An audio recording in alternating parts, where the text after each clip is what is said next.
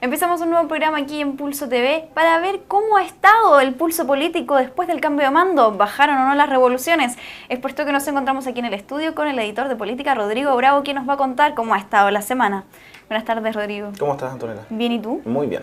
Qué bueno. Cuéntanos entonces cómo ha estado la semana después de este cambio de mando. ¿Un poco hay novedades? Hartas novedades, no bajan las revoluciones en el mundo político y sobre todo en este oficialismo, este nuevo gobierno de Michelle Bachelet que comienza ya a instalarse y a dar sus primeras señales, primeros simbolismos de cómo va a ser el trabajo de esta nueva administración. Partió todo el día lunes con esta seguidilla de reuniones políticas que habían entre la nueva mayoría y la Moneda.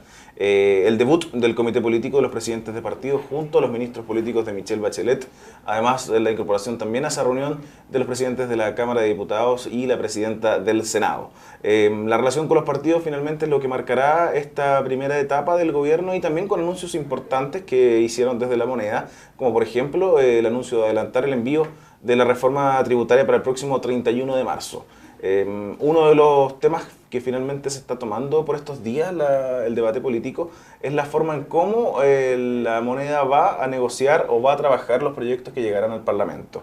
Lo han pedido expresamente algunas autoridades de los partidos de la nueva mayoría, un trabajo prelegislativo que se llegue con, por ejemplo, la reforma tributaria, la reforma educacional y quizás también la reforma constitucional, se llegue con un trabajo hecho antes con la nueva mayoría para no evidenciar posturas distintas cuando ya esté la discusión en el Parlamento. Eso todavía no ha tenido respuesta por parte de la Moneda. Sí han comenzado las reuniones, por ejemplo, en materia tributaria, donde el ministro de Hacienda, Alberto Arenas, ya se ha reunido con los miembros de las comisiones de Hacienda del Senado y de la Cámara.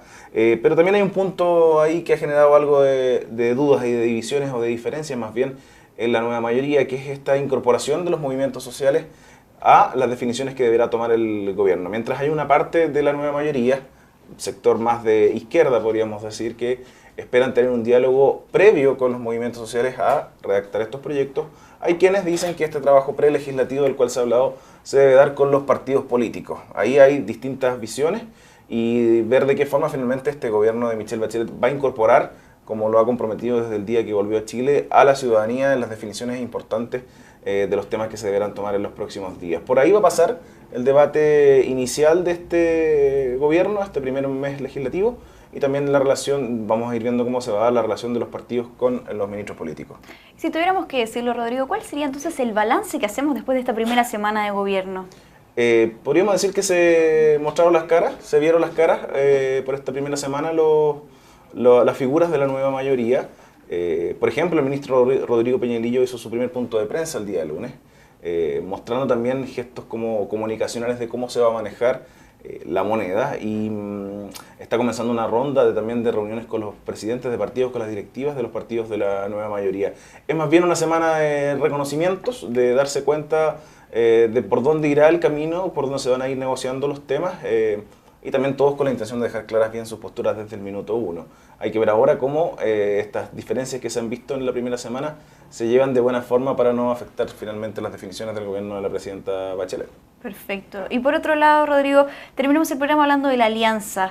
Tuvimos renuncias, ¿podrían venirse otras?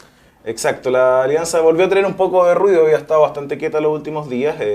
Todo se activó nuevamente con el anuncio de Rodrigo Ginspeter de dejar Renovación Nacional, partido al cual militó, lo mismo que hizo el presidente Sebastián Piñera. Rodrigo Ginspeter renuncia finalmente a RN, se suma a una serie de renuncias de parlamentarios que hubo el año pasado, algunos de ellos conformando este movimiento Amplitud. Difícil está saber si es que van a seguir estas renuncias. Los nombres son los mismos que se manejaban desde el año pasado. La ex vocera de gobierno. No es tan sorpresivo, entonces. No es tan sorpresivo. Rodrigo Ginspeter hace bastante rato que estaba alejado de la primera línea partidaria. Lo mismo pasa con Cecilia Pérez, con el exministro Baranda, el exministro Llobet, otras cartas de las que han sonado que podrían también dejar la colectividad. La alianza está tratando a la vez de dar señales de unidad. Por ejemplo, se activó un trabajo conjunto de las bancadas de la UDI y RN, una reunión periódica todos los días lunes, una reunión mensual también con los miembros de Bópoli y Amplitud. Gestos también, señales de demostrar que están juntos hoy día para poder articularse como una oposición al gobierno de Michelle Bachelet y que por estos días, al parecer, al menos comunicacionalmente, les está funcionando. Todo también en proceso porque hay definiciones, como lo hemos conversado ya en otras oportunidades, de quién va a presidir RN y también quién va a presidir la UDI. Excelente, Rodrigo. Entonces, con este análisis de lo que ha pasado en el mundo político esta semana, cerramos el programa. Muchas gracias por acompañarnos. Muchas gracias a ti.